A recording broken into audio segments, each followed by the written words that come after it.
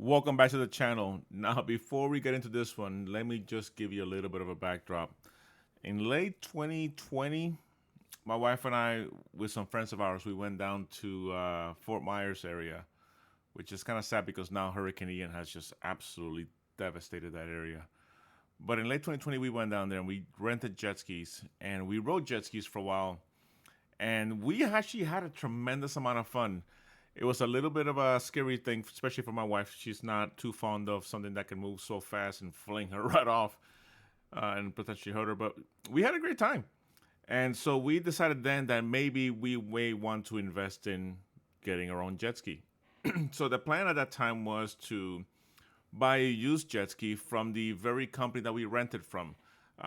The friends that we went to, they knew the owners of that business. And so the plan was to go ahead and when their lease came up or the time for them to rebuy the new fleet came around, we would just buy one of theirs because why spend full sticker price when you can get a relatively newer one just with some hours on it for less than half the cost. However, as we all know, 2020 caused a lot of things to go up and the chip shortages and what have not. So prices for used jet skis were pretty high. It's especially when you can buy a new one for less than 50% more than what you would be paying for a used one. So 2021 came, and we decided not to buy the used one at that time, and we decided, hey, let's just go ahead and actually put in for one. So we thought about it for a little while, and we thought about it. So I think it was either late 2021, maybe early 22. To be honest with you, I don't recall. In the video, I think I say it's about 6 months. It was probably a little bit longer than 6 months, probably closer to 8 months. Actually, no, I'll take that back. We got it in April. Yeah, we signed the contract in April of 2022, and then we picked up the jet ski in mid-October. So yeah, actually, it was 6 months. I was right the first time. But we decided in late 2021, we're just going to buy a new one. So we started saving up for it, and we ended up saving enough to be able to actually buy one.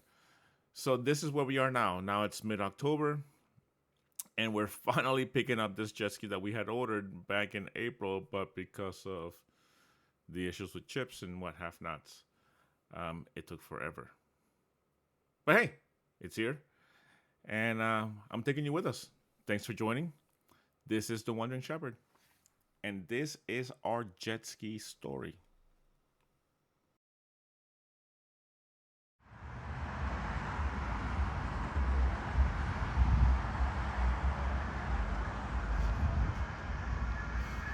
What you doing there? What you looking at, babe? Yeah, that's the Sea-Doo pontoon boat.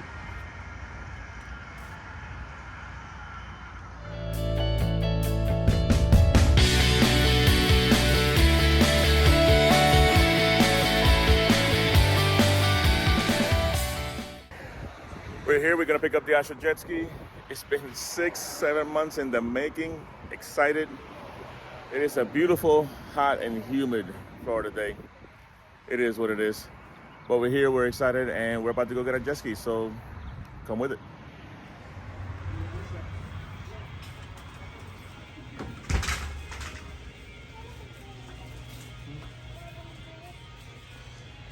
Look, babe, we found your bike. You found a bike? Your bike. Oh, my bike? Let me see. Yeah, that'll work.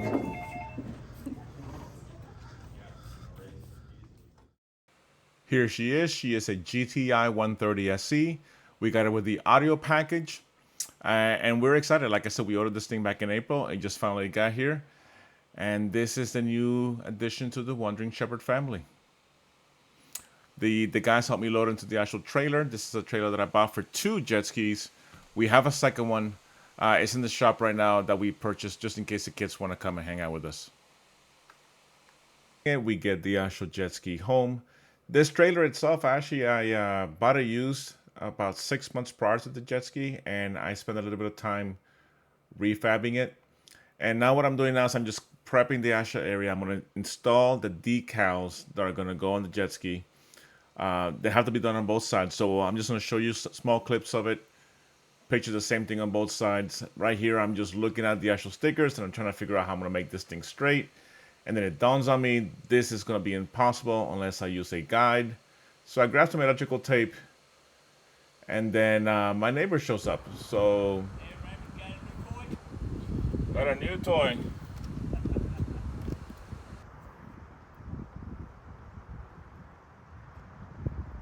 You just buy it? Yeah, trying to put the decals on it. Yeah, because they look at the details, and if they stop you, they look for your registration. Yeah, I'm trying to make sure it goes on there straight. So I'm trying to put this little guide of sorts. You giving up on the boat? Huh? Are you giving up on the boat? Oh no, I still got that too. Oh no. Boat's not going anywhere. Hey, you don't mind being on camera, do you? Because you're on camera right now. Nah, I don't mind. I got cameras. No, I'm Yeah, I recording see- it for, I see it. for like YouTube or whatever. Yeah.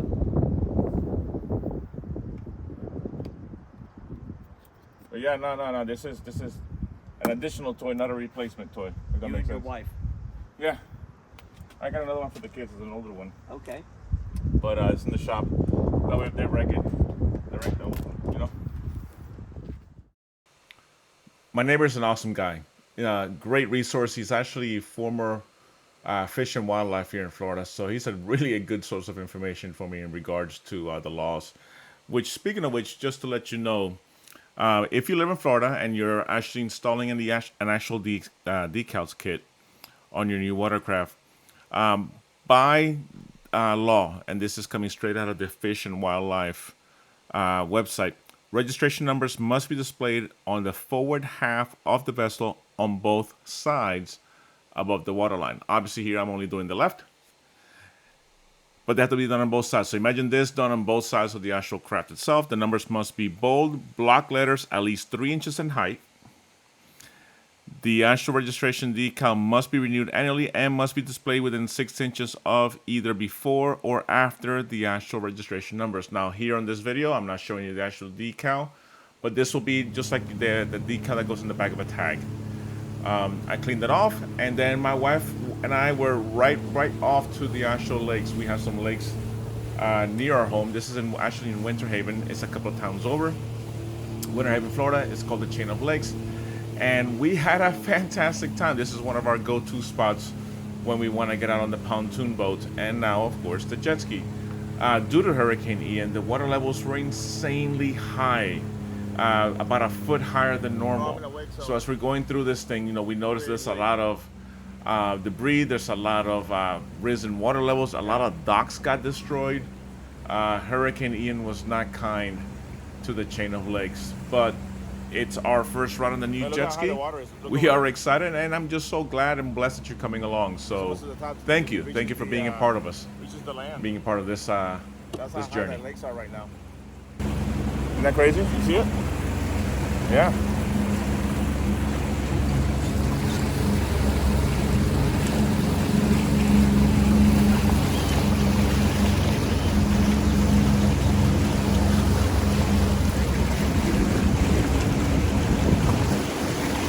Right. Hold on.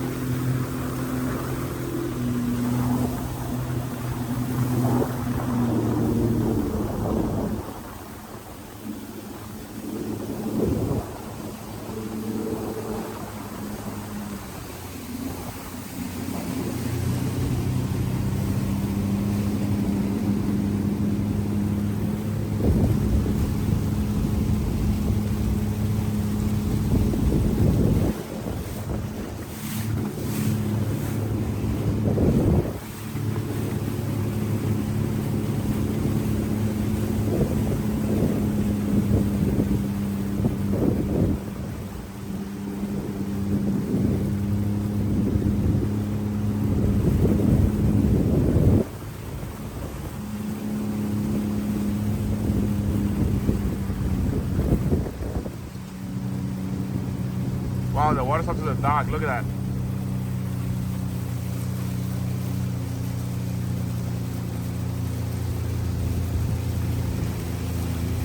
The lake is super high. That's been a couple of days.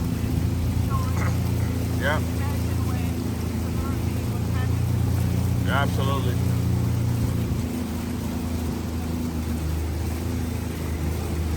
But you know, for no waiting.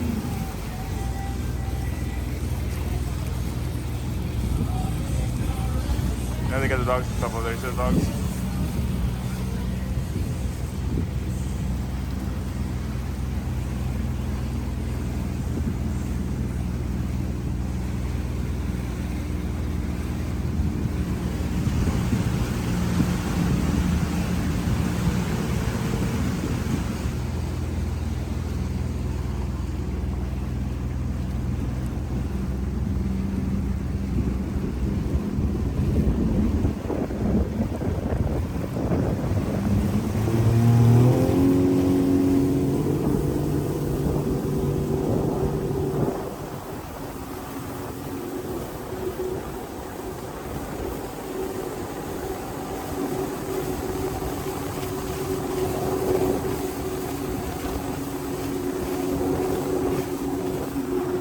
How do you like it so far in the lake? A lot better than the ocean, right?